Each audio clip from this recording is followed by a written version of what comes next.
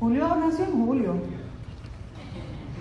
4 de julio, en el 74. O sea, muchos 4. Tiene que tener algún significado teológico, pero no lo sé.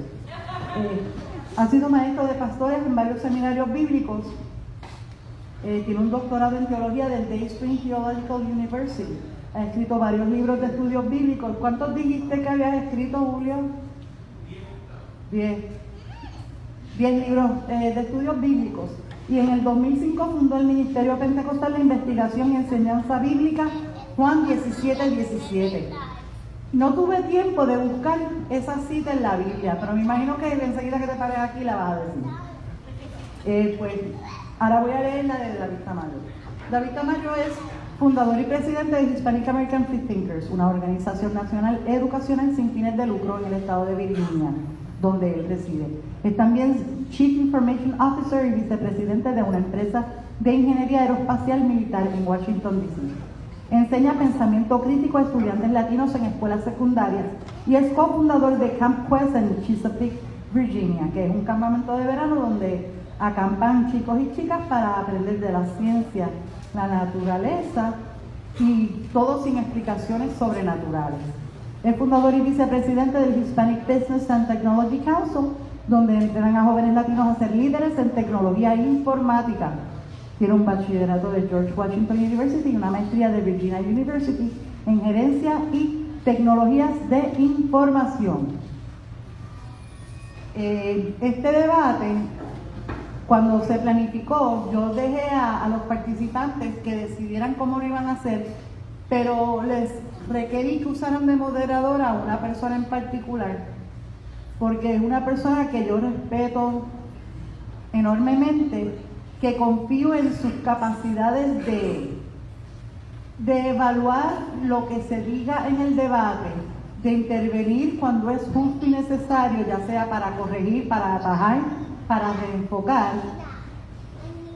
y porque es una persona en la que yo confío que tiene unos conocimientos suficientes como para hacerle justicia a esta labor de debate que vamos a hacer hoy.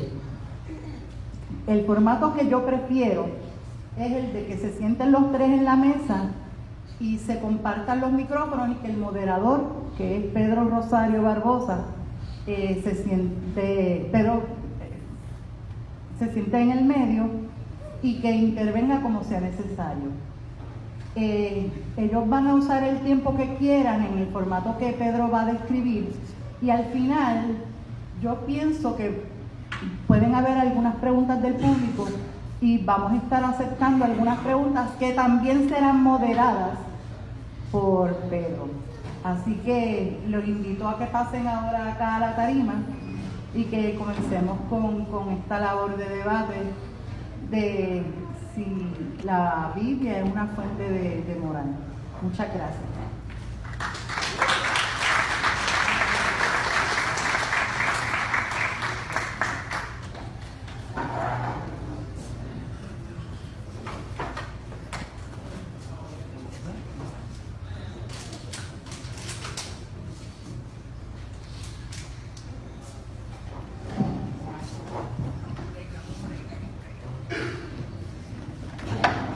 El debate del momento es la moral bíblica.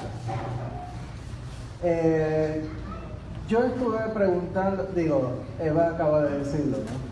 Pero yo me estuve preguntando por qué Eva me escogió a mí para esto. Un debate entre un religioso y un humanista, ¿verdad? Y entonces para moderar, escoge a un humanista religioso, ¿verdad? O sea, estoy justo en el medio, literalmente en el medio de los dos. Es un verdadero honor moderar para los distinguidos debatientes. El esquema va a ser el siguiente. Y por cierto, un día en que Humanistas de Puerto Rico se vuelve iglesia. Muy bien. Okay. Sí. La primera parte consistirá, ¿verdad?, en la presentación de sus argumentos. Cada debatiente va a tener 20 minutos. La segunda parte, ¿Ah? ¿Qué fue? Sin ser interrumpido, exactamente. Después, en la segunda parte va a haber una sección de preguntas y respuestas. No de preguntas y respuestas, de refutación de parte de los debatientes. Esta parte tendrá unos 10 minutos para cada debatiente. Y finalmente la sección de preguntas y respuestas de parte del público, de parte de quien sea. Cuando lleguemos a esa sección, ¿verdad? Diremos las reglas del juego para ellos. Sin más, un aplauso para ellos todos.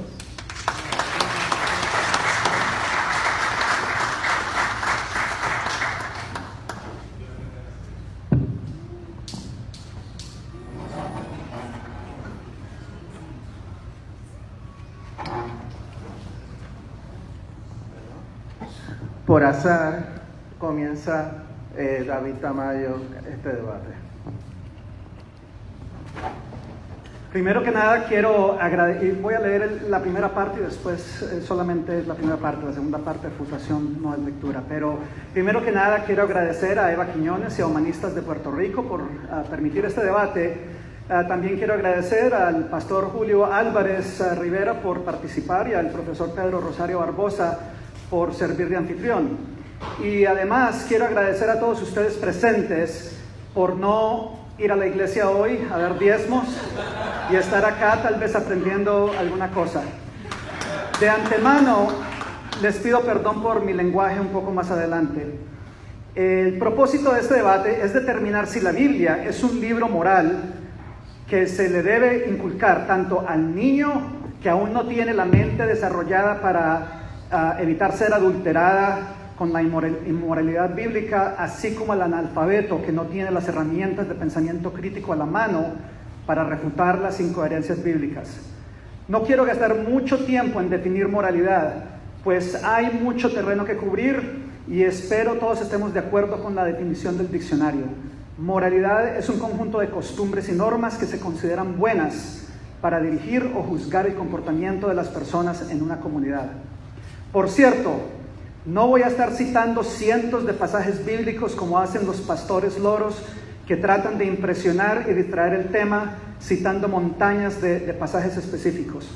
Después del debate, estaré muy contento de proporcionar los pasajes bíblicos que usé para demostrar lo inmoral y sádico que es la Biblia típica. Existen cientos de cosas inmorales en la Biblia, pero con el tiempo limitado solo voy a cubrir 6. Inmoralidad bíblica número 1. Si la Biblia es la palabra de Dios, o aún la palabra inspirada, es una manera inmoral e inepta para tal Dios tratar de comunicar su mensaje. Escribir una colección de fábulas llenas de magia en vez de usar la razón, generada por gente que no sabían para dónde se iba el sol por la noche, en lenguajes que Dios sabía se iban a extinguir en pocas generaciones, escritos en pergaminos que Dios sabía que se iban a desintegrar rápidamente. Luego, dependiendo de cientos, tal vez miles de traducciones y transcripciones, es el colmo de la incompetencia, como un comunicador perfecto que supuestamente debería de ser. Esta es la razón que todos interpretan la Biblia como mejor les conviene, generando 44,000 sectas cristianas que se contradicen unas con otras, todas afirmando con la fe que los informa de la verdad. Y encima, si tú no entiendes el comunicado inepto divino, eres tú el que recibe el castigo. Inmoralidad número 2.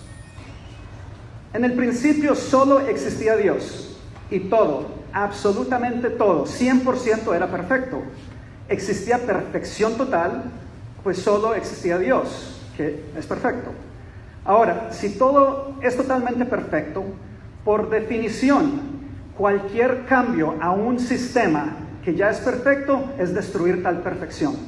De modo que este Dios perfecto crea el universo, que obviamente es imperfecto, con gente imperfecta, animales imperfectos, razón por la cual el 97% de todas las especies se extinguieron antes que los seres humanos existieran, Un mundo donde humanos pecan por su naturaleza y los animales horriblemente se comen unos a otros vivos para poder sobrevivir por medio del proceso ineficiente de la evolución.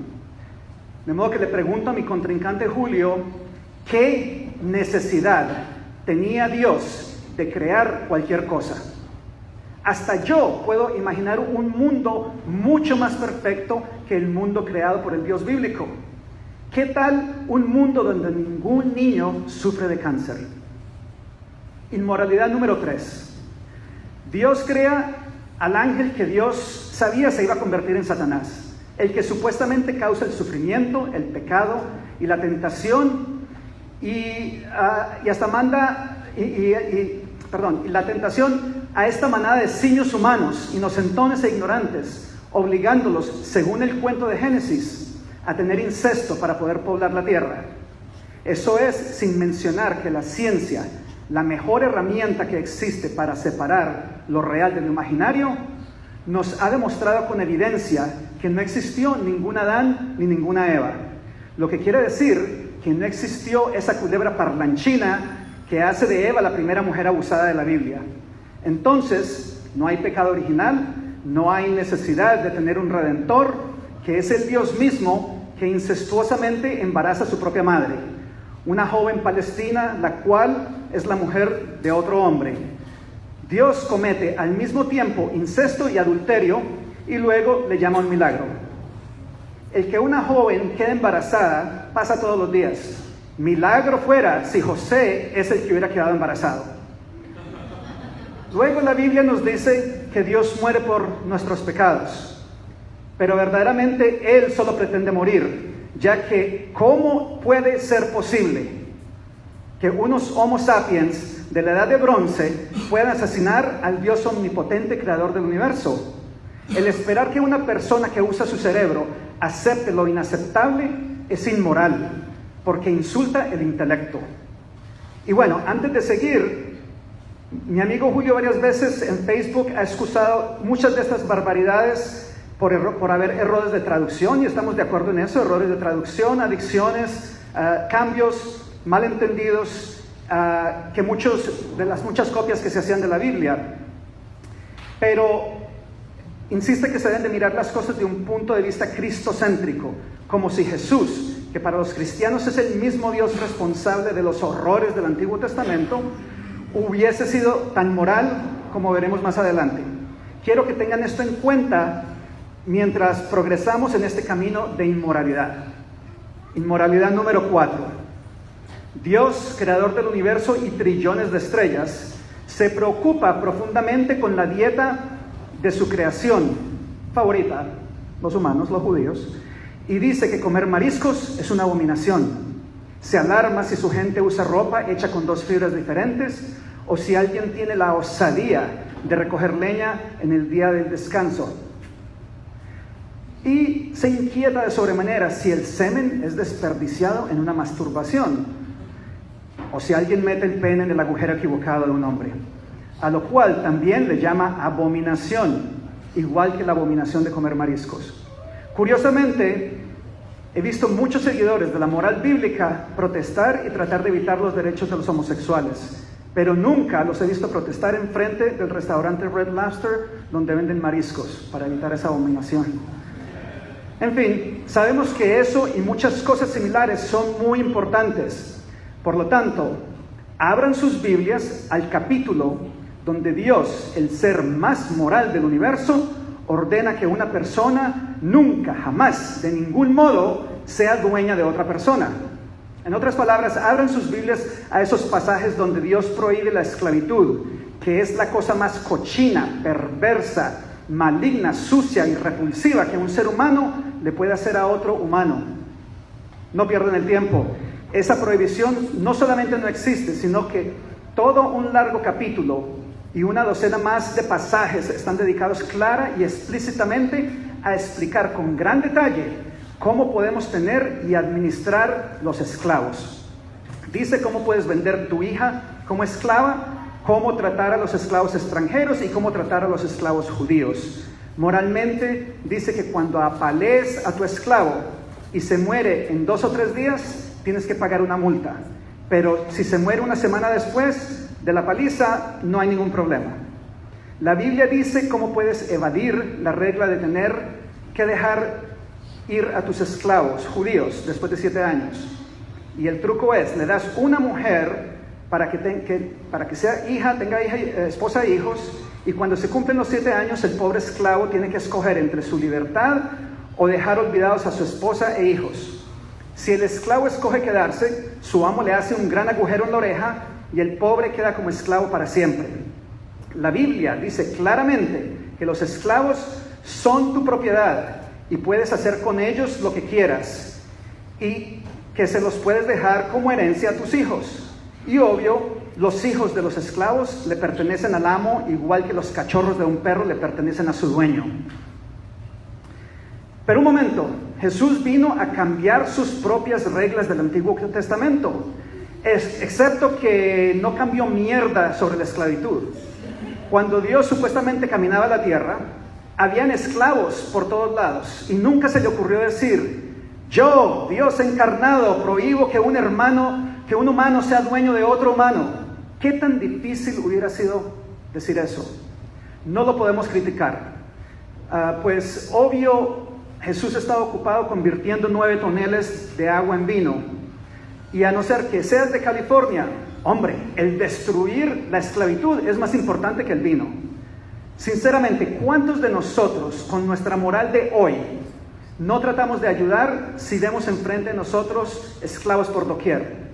La Biblia fue usada por cientos de años para justificar la esclavitud, pues la Biblia apoya 100% la esclavitud, lo que es inmoral. Flash. Inmoralidad bíblica número 5. En la Biblia, Dios es el macho alfa. Él crea al hombre a su imagen y semejanza, aunque falló, pues no somos invisibles como Él. Pero la mujer es simplemente un pedazo óseo del hombre, y ahí comienza la joda. La mujer es la que comete el pecado original, y encima convence al pobrecito de Adán a que peque. Y con eso ella fregó a toda la humanidad. En la Biblia la mujer es la que apedrean por adúltera, es la que matan por bruja, es la que lapidan por prostituta, excepto por Jesús, que no quería que le mataran a la chula de Magdalena. La mujer es la que tiene que servirle al hombre y la que tiene que obedecerle por orden divina. Ella es la que se mata si no es virgen en la noche de bodas, y ella es la que tiene que casarse con su violador y obedecerle como Dios manda. Las niñas vírgenes son las que Dios ordena que mantengan para su placer sexual. En la Biblia no existen reinas con 8 maridos y 150 concubinos como el rey David. Dios inculca y permite que un hombre tenga varias mujeres, pero que una mujer tenga más de uno. ¿Dónde están las piedras para matar esta puerca vulgar? A la mujer se le prohíbe predicar en la iglesia. Si a una mujer se le muere el marido y no tiene hijos hombres, ella está obligada a dejar que el hermano del difunto la deje embarazada. En un típico ejemplo de inmoralidad, Abraham obliga a su esposa a que se acueste con el rey egipcio, diciéndole que ella es su hermana, lo cual era mitad verdad, ya que su esposa era también su media hermana. En los cuentos bíblicos, la mujer es la desobediente, la débil de mente, la que peca fácilmente y la que convierten en sal. Son las hijas de esta estatua de cloruro de sodio las culpables de emborrachar a su padre para tener sexo con él. Los ángeles son masculinos y la mujer la tentadora. A la mujer le dan veneno para demostrar que su embarazo no viene de infidelidad. La Biblia está repleta de pasta a pasta de ejemplos de odio, repulsión y aversión hacia las mujeres. Es un libro típico de la misoginia ignorante y abusiva que existía en los tiempos de sus autores. Y el esperar algo superior es esperar un milagro que no se puede cumplir. Pero, un momento, cristocéntrico. Pues bien, si las mujeres tienen el mismo intelecto y los mismos derechos que el hombre, algo que Dios o su encarnación palestina deberían de saber, ¿Por qué es que Jesús no tuvo ni una sola mujer como apóstol? Sin duda mi amigo Julio traerá a colación 2 o 3 pasajes donde hubo algún caso donde la mujer es referida como una persona normal. O esa vez que Dios castiga a los israelitas permitiéndole a que una mujer los gobierne. Eso no quita los cientos de pasajes bíblicos donde la mujer es tratada como objeto misógino, bajo el yugo físico y mental del hombre y su dios Alfa. Finalmente, inmoralidad número 6. Jesús, la visión cristocéntrica con la que muchos tratan de excusar la letrina moral que es el Antiguo Testamento, se basa en Jesús, el hombre Dios híbrido, el cual debemos de imitar, aunque Él tenga poderes mágicos chéverísimos, como el de convertir agua en vino, mi favorito, caminar sobre futuro vino, resucitar gente para que sufrieran el trauma de morir de nuevo, y el poder escupirle a los órganos de ciegos y sordos para curarlos. Este último es algo repugnante, pero bueno. Y en cambio nosotros no tenemos eso. O sea, Él tenía muchas ventajas, más fácil cuando no tiene todos esos poderes mágicos. Este hombre, moralmente perfecto, ¿qué dijo de la esclavitud? ¿Qué dijo Jesús del abuso y el maltrato de los animales? ¿Qué dijo sobre la discriminación racial? ¿Qué dijo en contra de los dictadores divinos llamados reyes, los cuales la Biblia impulsa por todos lados? ¿O qué dijo sobre la democracia? ¿O qué dijo sobre los derechos y trato igualitario de las mujeres? ¿Qué dijo en contra de la pedofilia? Pues asumo que pedófilos existían en esos tiempos. Esto es inmoralidad por omisión. Tener el poder de evitar el sufrimiento de millones de víctimas en el pasado, presente y futuro, a causa de estas cosas que acabo de mencionar, y no decir nada, es inmoral.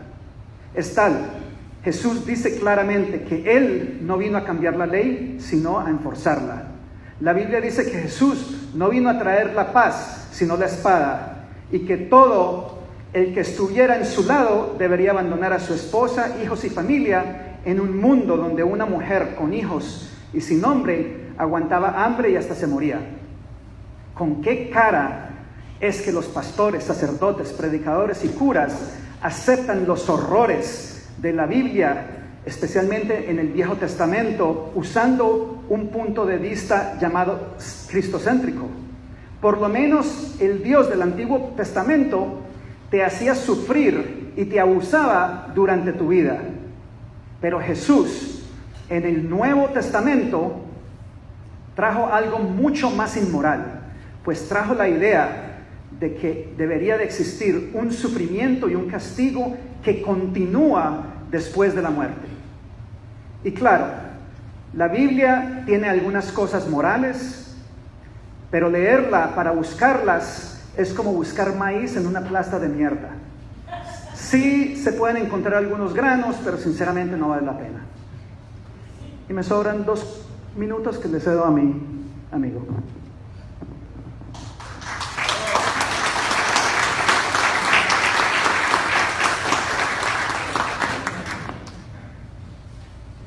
Eh, 2 minutos adicionales para el oponente. El médico y revolucionario Ernesto Guevara dijo a sus captores y verdugos en el momento de su muerte, en el momento en que estaba próximo a ser ejecutado: permítanme ponerme de pie porque yo quiero morir de pie. Con el permiso de ustedes, yo quiero poner de pie en esta tarde.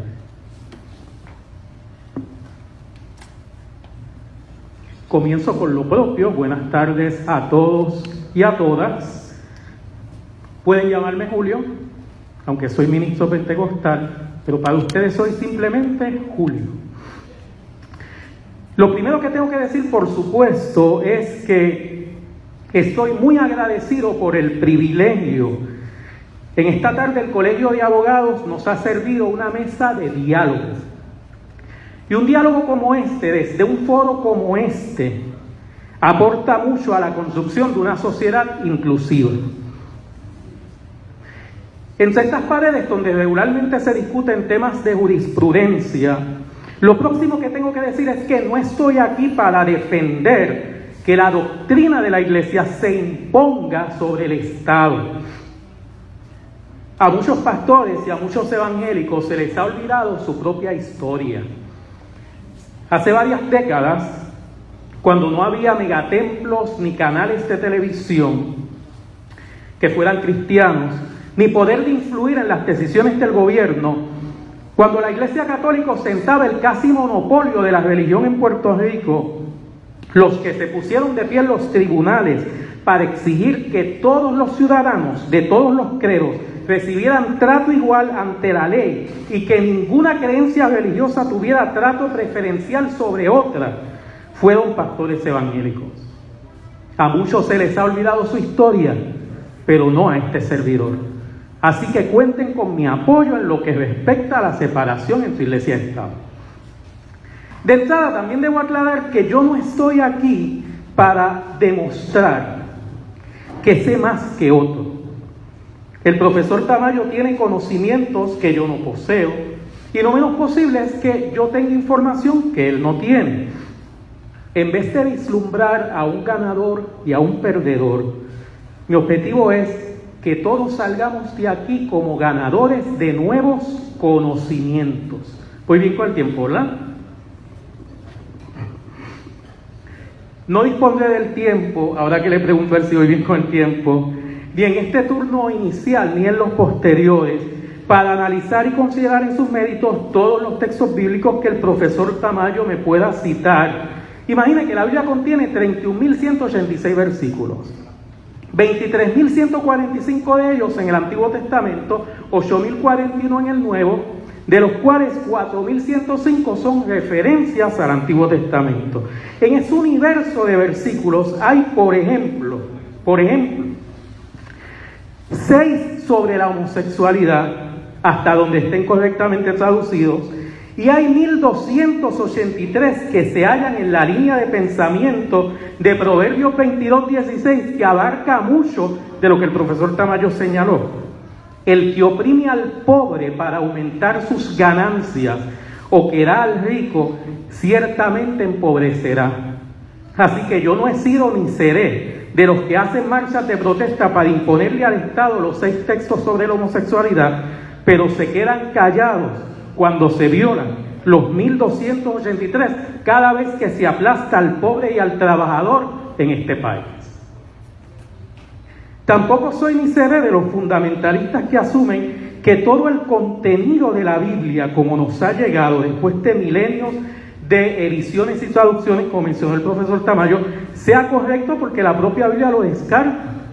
Jeremías 8:8 dice que los escribas judíos alteraron parte del contenido del Antiguo Testamento. La palabra escriba viene de escribir. Eran los que copiaban a mano los manuscritos bíblicos.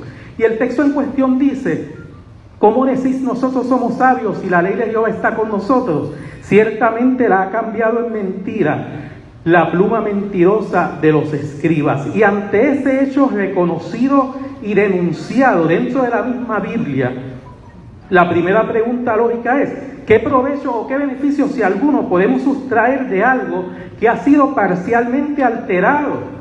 El profesor Tamayo me ha cuestionado en discusiones previas si yo me comería un pastel al que le han agregado unas gotas de veneno. Tan obvia como es la respuesta, que es no, así de obvia es la diferencia entre un comestible y un libro. El libro se lee y de la lectura siempre se aprende. Jesús dijo en Mateo 5:17, citado por el profesor Tamayo, que Él no vino a cambiar la ley porque Él vino a enseñarla como era correctamente.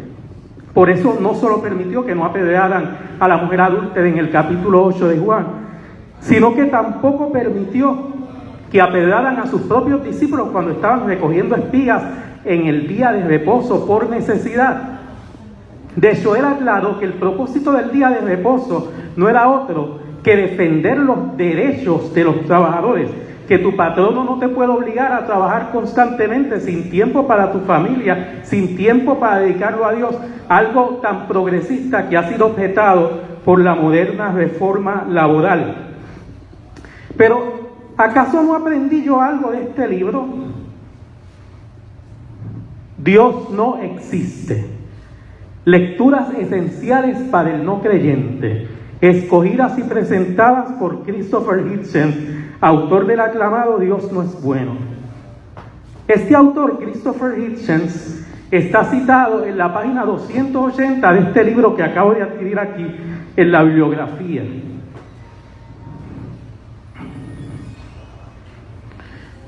Este libro, Dios no existe, es una antología, al igual que la Biblia. O sea, es una reunión de escritos de diversos autores con un propósito en común o con un tema en común. Contiene ensayos de Richard Dawkins, de Sam Harris, de Bertrand Russell, entre otros. En el artículo 39 de la autoría de la profesora atea Elizabeth Anderson, de la Universidad de Michigan, específicamente en las páginas 463 a las 468, ella hace un catálogo de los horrores, las barbaridades que aparecen en el Antiguo Testamento, como fue mencionado por el profesor Tamayo. Pero luego dice en la página 469, ¿cómo estamos con el tiempo?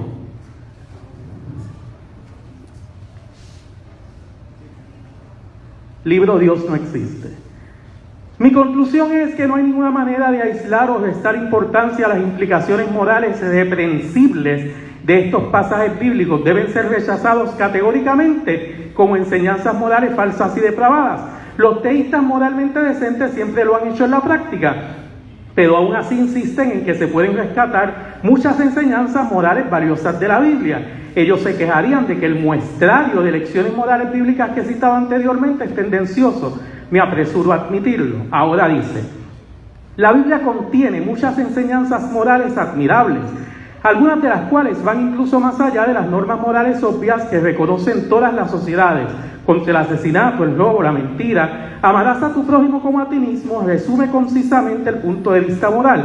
La Biblia tiene la valentía de extender esta enseñanza a los oprimidos, exigiendo no solo decencia y caridad hacia los pobres y los discapacitados, sino que la estructura de los derechos de propiedad tenga en cuenta la necesidad de que nadie se quede sin tierras ni se vea oprimido por las deudas, aunque los detalles de esto último no tengan mucho sentido económicamente.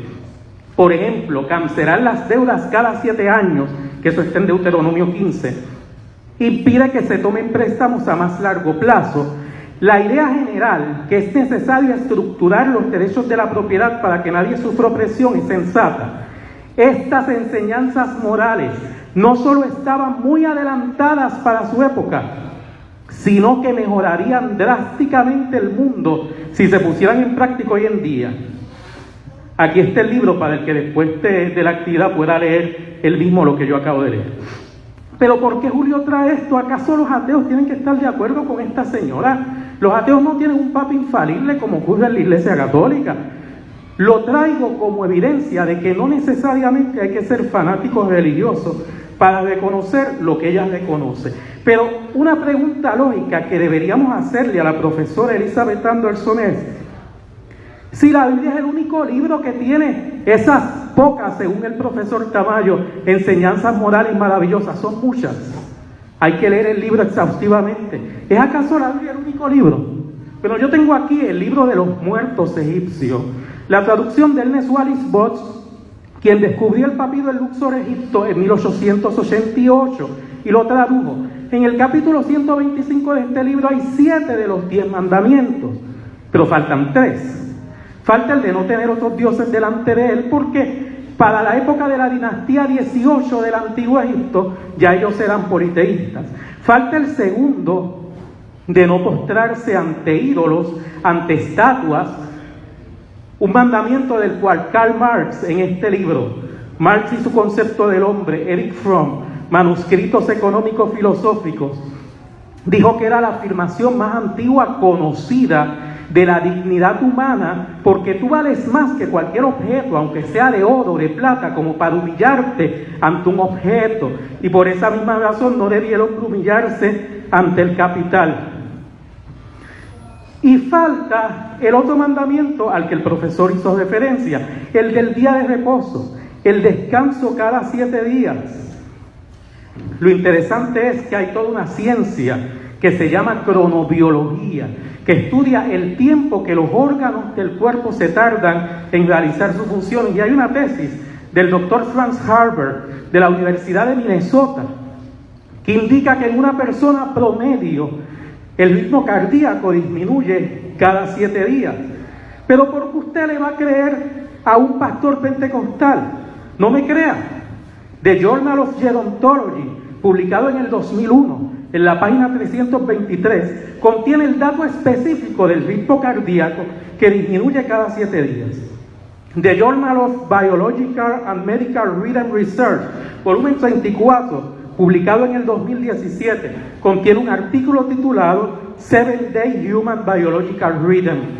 Lo otro que menciona la profesora Elizabeth Anderson de la Universidad de Michigan en este libro, Dios no existe, es la cancelación de las deudas cada 7 años.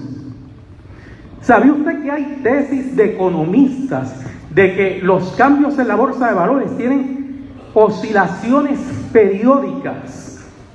Y en The Journal of Statistics and Mathematical Sciences hay un artículo titulado Why a 7-Year Economic Cycle por Paul Kosok. El artículo fue publicado el 18 de julio del año 2016. Usted no tiene que creerme nada de esto. Le he dado las referencias con fecha, página, autor, título. ¿Hay acaso en la Biblia algún tipo de revelación, algún tipo de conocimiento superior en medio de todas esas cosas objetables a las que el profesor Tamayo hizo referencia, que no puedo responder una a una porque no disponemos del tiempo, pero puedo responder a algunas? Hay toda una ciencia que se llama crítica textual. Tengo amigos en mi página de Facebook que son capaces de decirle a usted qué tipo de tinta usaron en un manuscrito, tinta más oscura, tinta más clara, dónde escribieron encima. Pero lo podemos poner más sencillo. Tertuliano, Lexipedia, publicada por la Enciclopedia Británica. Aquí un artículo acerca de Tertuliano en la página 1111 de este tomo. Tertuliano fue un filósofo romano convertido al cristianismo. Vivió aproximadamente desde el año 160 después de Cristo al año 220 después de Cristo. Tertuliano escribió un extenso tratado en latín llamado Cultus Feminarum, sobre el culto femenino, donde se oponía tenazmente al liderazgo de las mujeres en la iglesia, tema traído por el profesor Tamayo. ¿Por qué razón Tertuliano en ese extenso tratado en latín que usted puede conseguir jamás citó 1 Corintios 14:64, el texto citado por el profesor Tamayo? Vuestras mujeres callen en las congregaciones porque no les es permitido hablar, sino que estén sujetas como también la ley lo dice. Y si quieren aprender algo, pregunten en casa a sus maridos, porque es indecoroso que una mujer hable en la congregación. Texto execrablemente, desagradablemente machista. ¿Por qué no lo aprovechó? ¿Por qué no lo citó? Pues porque muy probablemente no existía todavía. Fue añadido posteriormente. Porque Pablo no se opuso, sino quería que las mujeres hablaran o enseñaran o que predicaran. A que en Hechos 18, 24 al 26 dice que Aquila y Priscila le enseñaron el evangelio a Apolos. ¿Por qué no se opuso en Romanos 16:1, donde dice que Febe fue diaconisa en Cencrea? Porque escribió en Gálatas 3:28, ya no hay judío ni griego, ni esclavo ni libre, ni varón ni mujer, sino que todos sois uno en Cristo Jesús. ¿Por qué no expresó oposición a lo que dice en Joel 2:28? Vuestros hijos y vuestras hijas profetizarán. El rol del profeta en el antiguo Israel estaba revestido de una importancia y de una autoridad mayor que la del propio rey, porque los profetas se consideraba que eran los que hablaban en el nombre de Dios y los que regañaban al rey cuando el rey actuaba mal. Eso lo vemos en 2 de Reyes 22:14, donde una profetisa llamada Hulda regaña al rey y al sacerdote, y fue pedida por consulta precisamente por el rey y por el sacerdote. El texto que trajo el profesor Tamayo de Jueces 4:4, gobernaba en aquel tiempo Israel una mujer, Débora, profetisa, mujer de Lapidot, no es el único texto. Hay muchísimos textos más, pero hay una última pregunta, utilizando el método dialéctico. El método dialéctico consiste en partir de las premisas del adversario. Vamos a suponer que los 4 evangelios son un cuento escrito por unos hombres misóginos, ignorantes, casi analfabetas funcionales, con una agenda clara y directa contra la mujer y sus derechos. ¿Por qué escribir en ese cuento que los discípulos varones fueron gallinas cobardes, que abandonaron a Jesús en sus últimos momentos? Uno de ellos le negó 3 veces, el otro lo vendió, y con excepción de uno que fue Juan, todos lo dejaron solo al pie de la cruz, mientras las mujeres lo siguieron fielmente hasta la cruz. Pero también fueron las primeras en verlo resucitado, como dice en Juan 20:18. ¿Es esta la clase de cuento que usted espera que se invente o que componga o que elabore alguien que está inspirado por la misoginia, cuya definición etimológica es odio contra la mujer? ¿Es esta la clase de cuento? Hicieron que el testimonio de varones que comenzaron a predicarle a los demás para convencerlos de unirse al cristianismo dependiera nada menos que del testimonio inicial, primario, de mujeres. Hay otras cosas que puedo considerar. Él citó Mateo 10:34, donde Jesús dice: no penséis que he venido a traer paz sobre la tierra, no he venido a traer paz sino una espada, porque he venido para poner en enemistad al yerno contra la suegra, al padre contra el hijo. Si mi proyecto en esta tarde hubiese sido derrotar a alguien o ganar, este sería un buen momento para decir: tanto que me esforcé para venir a perder el debate. Pero antes de rendirme del todo, me gustaría que ustedes mismos se hicieran una pregunta. Cuando yo dije tanto que me esforcé para venir a perder el debate, el hecho de que yo utilizara la conjunción para significa que yo me esforcé con el propósito de perder.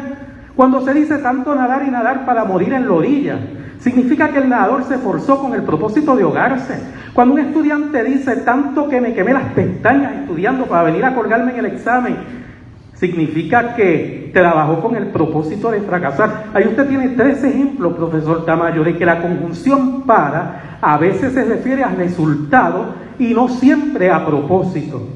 De hecho, todo aquel que predique lo que dice Lucas 1:53 al 54 sobre la esclavitud, profesor Tamayo, derribó a los potentados de sus tronos y en su lugar sentó a los humildes, a los hambrientos colmó de bienes y a los ricos envió vacíos.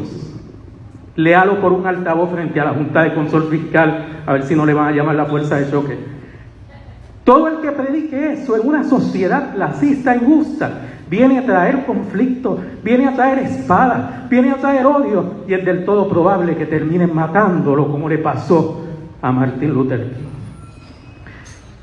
Creo que voy a cederle los minutos que me queden al profesor Tamayo. Muchas gracias.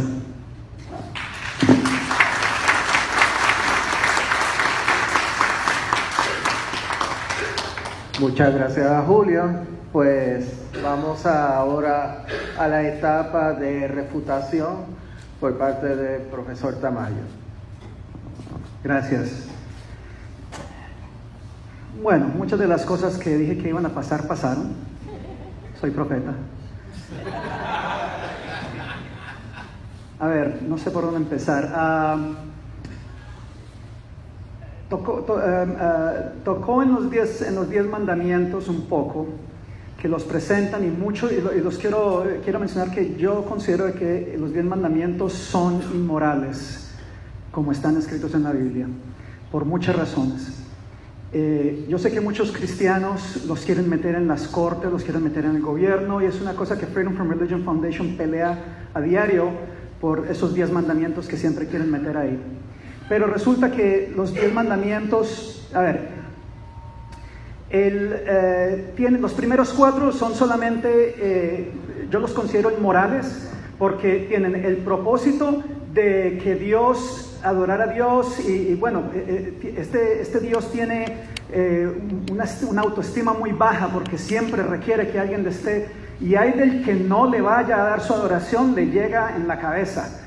Pero eso no es lo que yo considero inmoral. Que Dios tenga sentimientos débiles, eso es cosa de Él. Pero a mí lo que me molesta es de que es contrario a lo que nosotros todos creemos que es algo bueno, que es las enmiendas a la Constitución de Estados Unidos.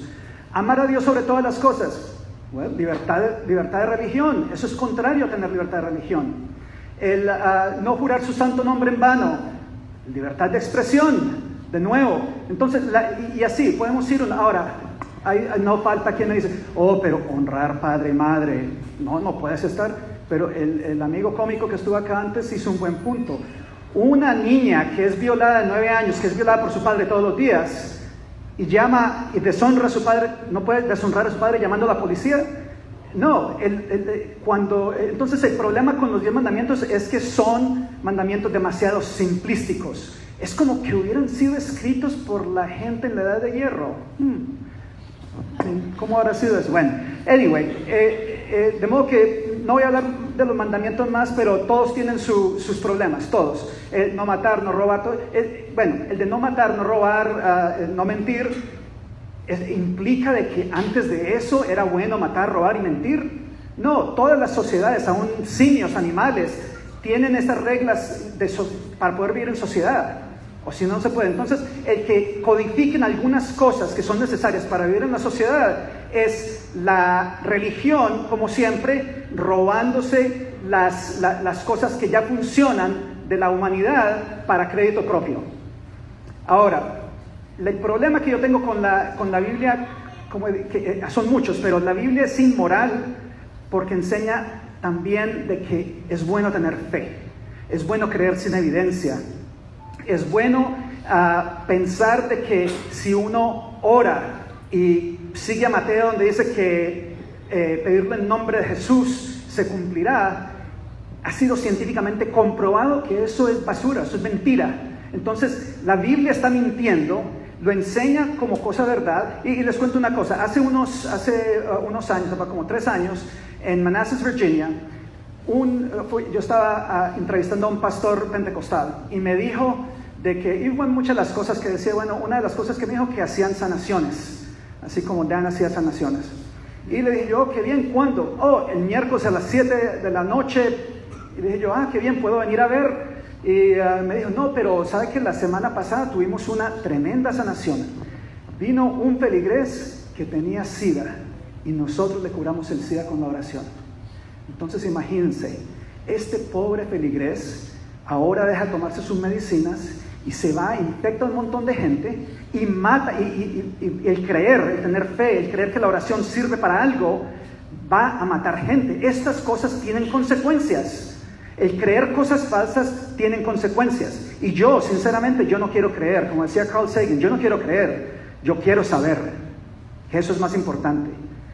La Biblia enseña de que hay profecías que se siguen esto. La profecía es contrario al libre albedrío que supuestamente tenemos, de acuerdo a la Biblia misma.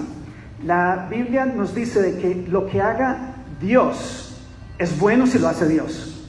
Pero si alguno de ustedes, simples mortales, llegan a hacer las cosas que hace Dios, pues psicópatas. Imagínense un niño de 2 años y hay un violador, un tipo que se lo está violando, el niño está sangrando, llorando, gritando. ¿Quién de ustedes no llama a la policía, le pega con una pala, se le tira, aunque esté armado, arriesga la propia vida de uno por salvar a ese niño? Pero Dios no. Dios se para ahí y dice, más tarde lo castigo, a no ser que se arrepienta. Entonces no. La filosofía que enseña la Biblia la encuentro corrupta, de que alguien le hace un daño a usted y le piden perdón a Dios. Es esta filosofía de que otros reciben el castigo por los pecados de otros. Cantidad de lugares en la Biblia donde gente inocente mueren, recién nacidos, niños, todo. Ha habido gente que me dice, es porque Dios nos creó, Él tiene derecho a matarnos. Pues, la moralidad no es por fuerza. Algo no es moral porque lo hizo esta persona o lo hizo esta otra. Las cosas son morales si son en sí mismas cosas morales, no importa quién las haga. Entonces, si la moral es de esa manera, tenemos que tomar un paso atrás y darnos cuenta que en la Biblia, el Dios bíblico mata como a 10 millones de personas y Satanás mata como a 10, y eso con permiso de Dios. y el malo de la película es Satanás. O sea, los dos son malos, pero el uno es mucho peor. El otro problema es de que enseña de que el sufrimiento es bueno y que lo debemos de aceptar. Y bueno, la Madre Teresa era una vieja maldita, era lo que hacía hacer sufrir a la gente. Y este es el problema con estos libros antiguos que fueron escritos por gente que creían de que si se iban al mar se iban a caer por el lado. Es gente que no tenían la educación, no entendían la naturaleza, y todo lo que no entendían, Dios. Que los rayos, Dios, y así. Entonces, no hay manera de decir de que este libro hoy, 2.000 años de edad que tiene ese libro, que sea un libro bueno y que sirva para algo, porque como dije antes, tiene demasiado estiércol regado por todas partes, que tratar de sacar los pedacitos buenos, pues vivimos en la edad de la informática, donde hay montones y montones de libros buenos que carecen de todo el odio y todas las mentiras con las que trae la Biblia. El decir de que el mundo fue creado, que las plantas fueron creadas antes del sol, eso es mentiras. El decir de que los burros y las culebras hablan, eso es mentiras. Nosotros, eso es demostrado con la ciencia y la evidencia, pero por eso todas las religiones requieren fe, porque con fe uno puede creer en lo que sea. No hay nada que no se pueda creer que no se use con la fe. Y de hecho, absolutamente todas las religiones, menos la que se acaba de formar hoy acá, requieren fe.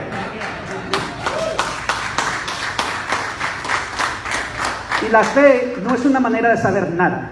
La fe no nos va a llevar a la verdad. Y de hecho, todas estas religiones, las 44,000 versiones cristianas que existen, todas se contradicen y todas dicen tener fe y tener la verdad en su mano. De modo que eso son algunas de las cosas que me molestan.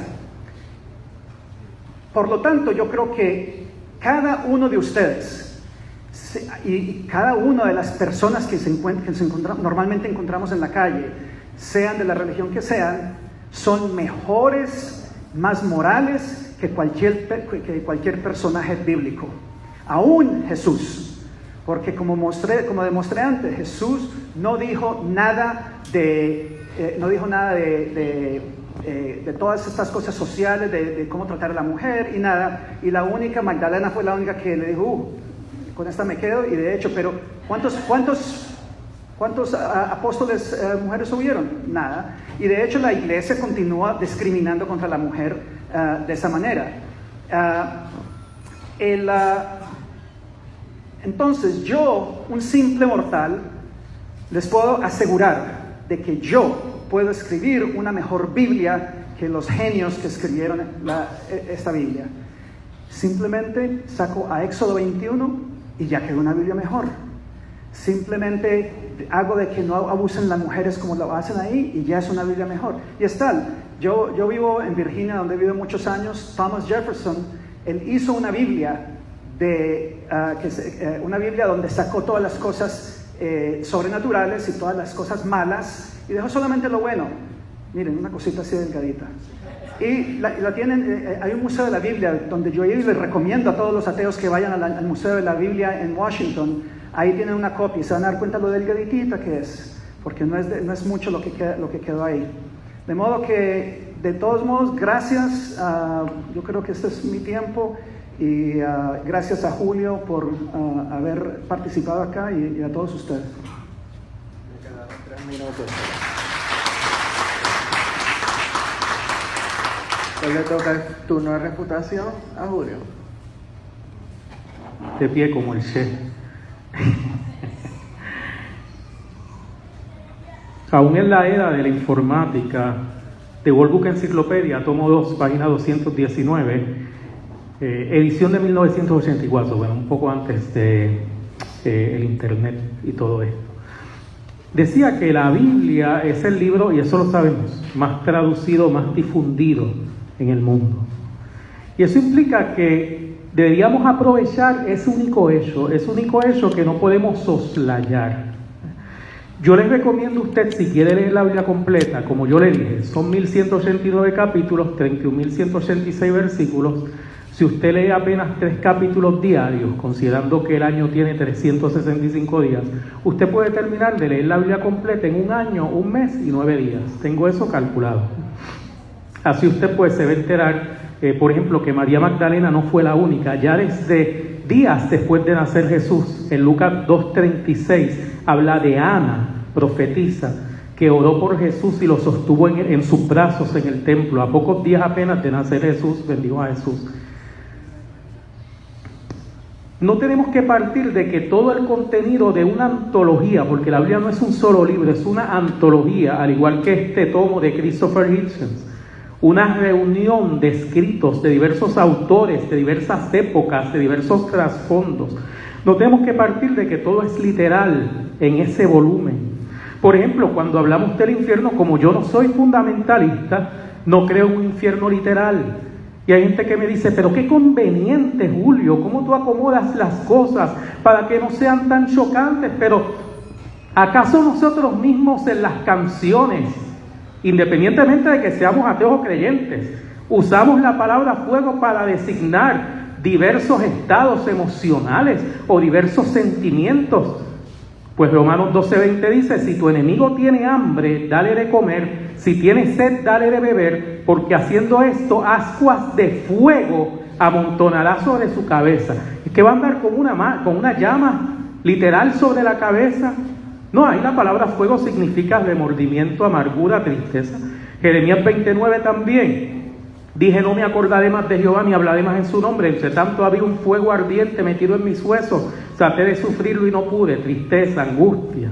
Santiago 3:6 también. La lengua es un fuego, un mundo de maldad. Porque las palabras ofensivas pueden herir los sentimientos o el alma, tanto como el fuego material puede herir el cuerpo. Sin embargo, ante un cuestionamiento que todos nos hemos hecho y que es lógico, que es muy humano, ¿por qué hay tanto sufrimiento en el mundo? Yo no tengo respuesta para eso, nadie la tiene. Aún sin que Dios exista, sigue siendo un misterio establecer por qué hay gente tan malvada, tan insensible.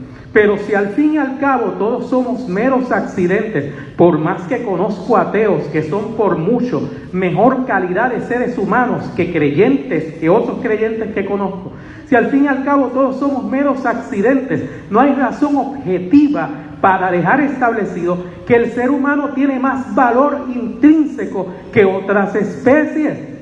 Si las cucarachas no se comieran la basura que nosotros producimos, ya la basura nos hubiese sepultado y ya la humanidad hubiera desaparecido. ¿Ven el punto? Sobre la fe, la definición de fe que da la Biblia no es la que dio el profesor Tamayo. En Hebreos 11:1 dice, es pues la fe, la certeza de lo que se espera, la convicción de lo que no se ve. El hecho de que no se vea no significa que no exista algún tipo de prueba o algún tipo de buena razón para creer. Por ejemplo, ya para aproximadamente el siglo IV a.C., Demócrito hablaba de los átomos, pero no existía ningún tipo de instrumento de medición que pudiese constatarlo. Si usted observa esa pared como verdaderamente es, cosa que está mucho más allá de la capacidad humana, usted vería un montón de átomos dando vueltas, no vería la pared como es realmente. El progreso de la ciencia se basa muchas veces en especular y en cuestionar más allá de lo aparente, de lo evidente, de lo visible, de lo obvio. Sentimos la tierra quieta debajo de nuestros pies, sin embargo se mueve. La explicación de por qué el azúcar es dulce no se adquiere oliendo, ni gustando, ni tocando. Está en una fórmula abstracta que no podemos ver. Así que ese es un tema de epistemología, ¿no? Pero como él trajo lo de la fe, pues lo explico, lo traigo.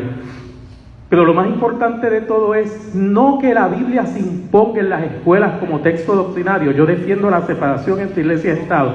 Tampoco se puede sacar totalmente como recurso literario, porque Miguel de Cervantes en El Quijote la citó y la citaron diversos autores. Emily Bronte la citó en Cumbres Borrascosas.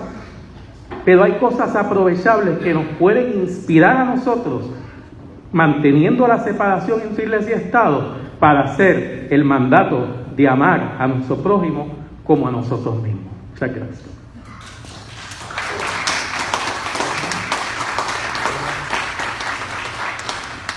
Me siento bien orgulloso con el uso del tiempo de ambos debatientes, así que ya entramos en la tercera etapa, que es la de preguntas y respuestas, ¿verdad?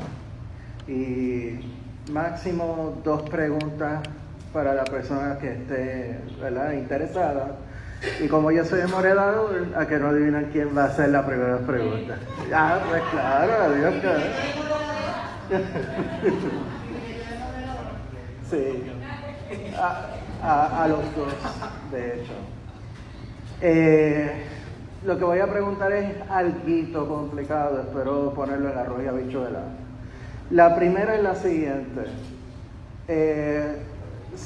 O sea, en muchas ocasiones se argumenta que la Biblia es la fuente de la moralidad, es decir, es la fuente de los principios morales, de los valores, etc. Pero aquí hay algo que plantea el profesor Tamayo y es lo siguiente. Lo que pasa en muchas iglesias católicas, muchas de las protestantes y en otras denominaciones y fuera del cristianismo, el judaísmo, de hecho sectores del Islam, que es que viven en una sociedad secular e identifican lo que yo, filósofo, un nombre bien fancy, ¿verdad?, le llamo metaprincipios. Y en muchos de los casos lo que hacen es postular estos principios como base para escoger los pasajes de la Biblia que son conformes, ¿verdad?, a la mentalidad secular, que se ve como bueno, etcétera, mientras se ignora o se racionaliza, ¿verdad? ¿En qué sentido entonces la Biblia puede ser fuente de valores, etcétera, si estamos suponiendo ya de plano, ¿verdad?, unos valores y principios que están por encima de la Biblia para seleccionar los pasajes? La segunda pregunta para el profesor Tamayo es: si la Biblia no lo es y Dios no lo es, pues entonces ¿qué es? ¿Verdad? ¿Cuál es la fuente de la moralidad? Voy a comenzar con él. Ok, la propia Biblia resume su mensaje central, ¿no?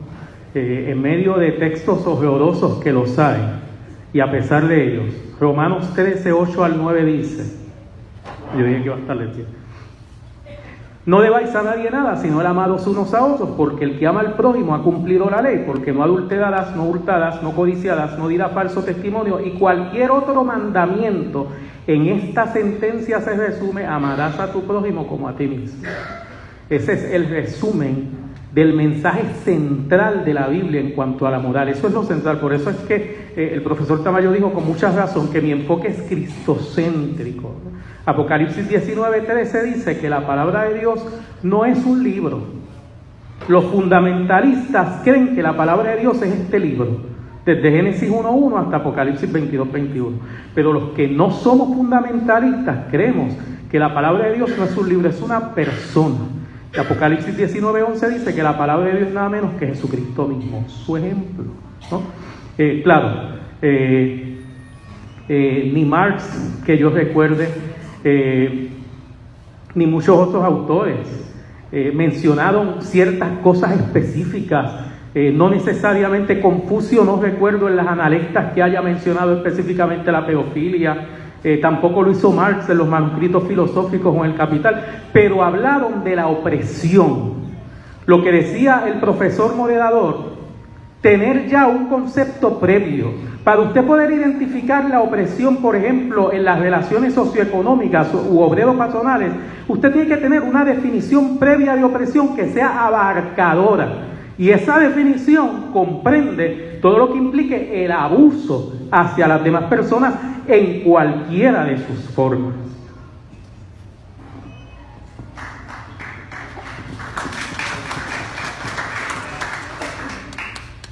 La fuente de la moralidad es simplemente la evolución. No estuviéramos acá como sociedad si no tuviéramos un sistema moral, y por sistema moral hablo yo de una empatía. Uno, si no tiene empatía a su prójimo, no puede vivir en grupo. Ahora, la religión, fuera de haber tomado, de nuevo, como digo yo, hijacks, secuestra estas ideas y las toma como que fueran propias, pero si uno va a otras culturas, en Asia, aún en Australia, en diferentes lugares, aún en el Amazonas, se da uno cuenta que están las mismas reglas básicas para vivir en sociedad. Si uno mira a los bonobos, y mira aún a lobos y animales, tienen empatía por su grupo y cazan juntos y hacen muchas cosas juntos. Es muchas veces triste ver en el internet animales, mamíferos, un animal que lo pisó un carro y el otro lo está tratando de sacar de la carretera, cosas por el estilo. Eso lo tenemos nosotros, pero el problema es de que la Biblia voltea esas cosas buenas al revés, diciendo de que solamente los humanos tenemos alma, solamente somos los favoritos de Dios, y por lo tanto la diferencia de 1.8% de ADN que tenemos con un chimpancé, pues ahí es donde se está escondiendo el alma, obviamente, porque los pobres chimpancés no tienen alma. Entonces, el enseñar ese tipo de mentalidad crea una especie de tribu donde es us and them, nosotros y ellos. Y esos van para el infierno, y ahí es donde empiezan cuántas guerras, no sean miles de millones de personas han muerto en guerras por esto, porque mi fe, mi creencia, y toman la creencia como que fuera conocimiento, y no es. La fe es todo lo contrario de conocimiento. El problema con la fe también es de que para la conversación. Cuando tú estás hablando, esa es mi fe, ahí quedó la cosa, too bad.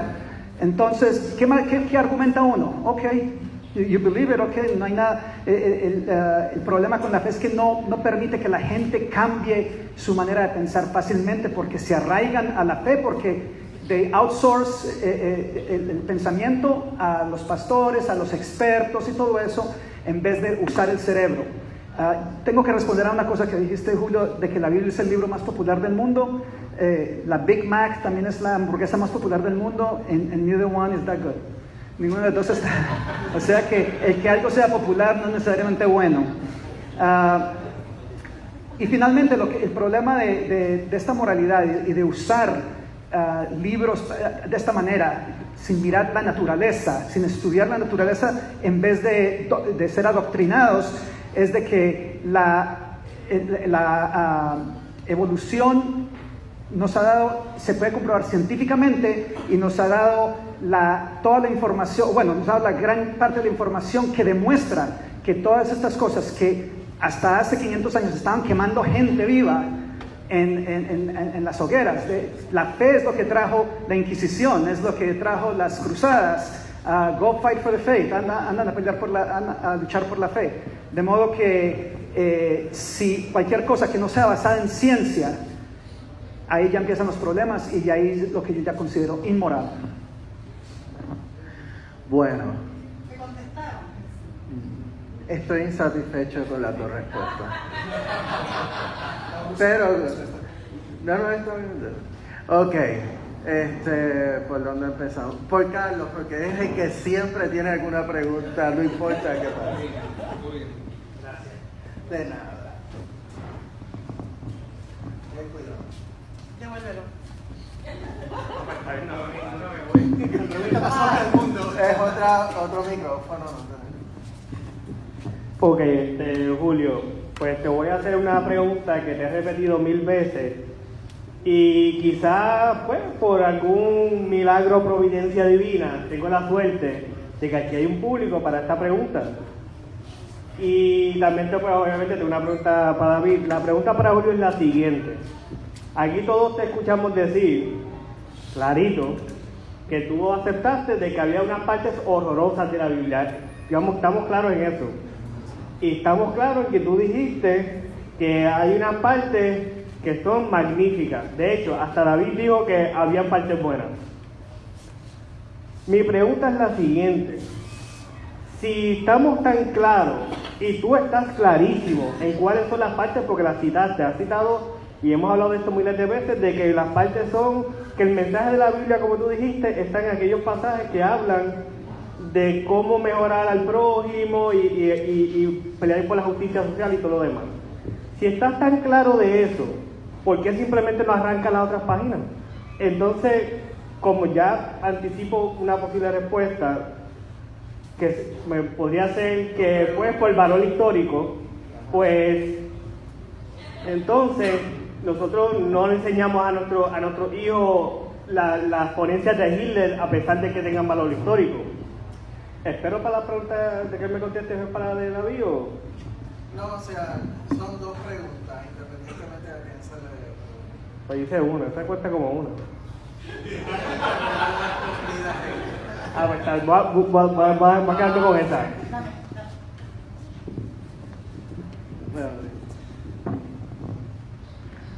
Bueno, si hubiésemos arrancado los textos negativos de la Biblia, posiblemente este debate no se hubiera dado.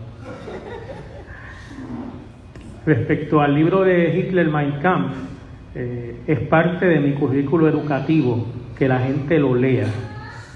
Yo creo en examinarlo todo para saber de lo que estamos hablando, ¿no? La capacidad de señalar lo negativo es también parte de aquello que podemos considerar una actitud moral y de contrastarlo con lo bueno, que fue lo que hizo Jesucristo cuando corrigió aquellas cosas que habían sido alteradas por los escribas en el Antiguo Testamento, ¿no? De modo que es un recurso didáctico, no solo en términos de conocimiento histórico, es algo que nos da herramientas para razonar, para analizar, para comparar y para llegar a conclusiones.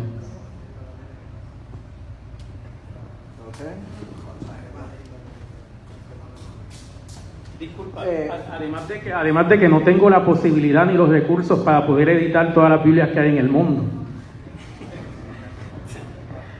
También una cosita que a mí se me olvidó hacer antes del periodo de preguntas y respuestas, ¿verdad? Como le dije a los debatientes, y va a asegurar, ¿verdad? Las preguntas deben ser bien respetuosas y también dos preguntas, no 1 millón en una y 1 millón en otra, ¿verdad? O sea, sí, y los que quieran preguntar más, pues pueden hacer cola, ¿verdad? Sí, veo ya las manos por ahí. Ok. Buenas. Pues mi primera pregunta para Julio. ¿Qué es más importante, la fe o la verdad? Y la otra pregunta sería, ¿se puede ser moral obrando temiéndole a un Dios? ¿Se puede ser moral obrando simplemente por temor a castigo? Okay, respondo. Sí, Okay. sí. La fe es un medio, la verdad es un fin. El fin siempre es más importante que el medio. El medio es lo que utilizamos para llegar al fin. Aclaré que la definición de fe no es creer porque quiero creer sin ningún tipo de evidencia ni razonamiento que lo justifique. Por lo menos esa no es la definición de fe que la propia Biblia da, ¿no?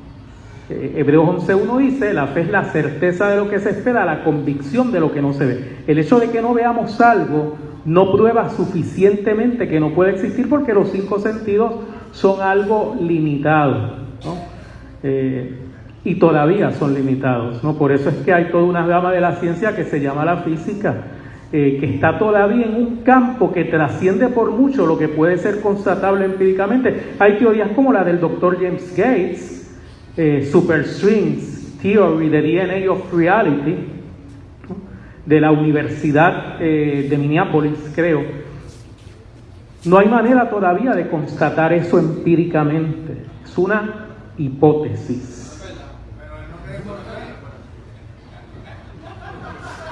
¿Sí? ¿Ok? Yo quiero agregar a eso. Julio dice que la fe es el medio para llegar a la verdad. Absolutamente no. La fe no sirve para nada. O sea, hay veces que la gente usa la palabra fe para decir esperanza, pero esperanza es diferente a fe. No, la cosa es de que no se debe creer nada. Que dijiste que hay cosas que no se saben, pero no se debe creer nunca nada que no ha sido comprobado. El conjunto de cosas que no existe es infinito, mientras que el conjunto de cosas finitas que existen es finito. Entonces, uno siempre debe de creer en lo que se ha demostrado. De resto, uno puede tener suposiciones, puede adivinar. O sea, yo estoy dispuesto a creer en unicornios en el instante que alguien me dé evidencia que unicornios existen. Y de otro modo es uno caer en falacias y luego la gente se autoconvence. Es como un hipnotismo que los hacen cometer los crímenes que hemos visto y que hemos experimentado en otras cosas. La pregunta, ¿se puede ser moral teniéndole miedo a Dios o a un ser superior? No se puede ser moral, porque entonces uno está haciendo algo. Le doy un ejemplo. Hay gente que dice, no, es que si Dios no existiera, pues la gente mataría y violaría y todo eso. Y digo yo, bueno, si ese eres tú, sigue creyendo, porque yo no quiero violadores, no quiero asesinos. Cuando yo era católico, apostólico y huevón hasta los 44 años, sí, late bloomer, a los 44 años, y la sorpresa más grande que yo obtuve fue que cuando yo perdí mi fe, fue que no cambió nada. Todavía amaba a otra gente, todavía hacía donaciones a organizaciones que me interesaban, etc. Lo que sí sentí un gran alivio de que nadie me está mirando cuando estoy en el baño, de que no hay nadie que me va a castigar y que esta es la única vida que tengo, y por ser esta la única vida que tenemos, hay que hacer la mejor vida y dejarlo mejor para la sociedad posterior.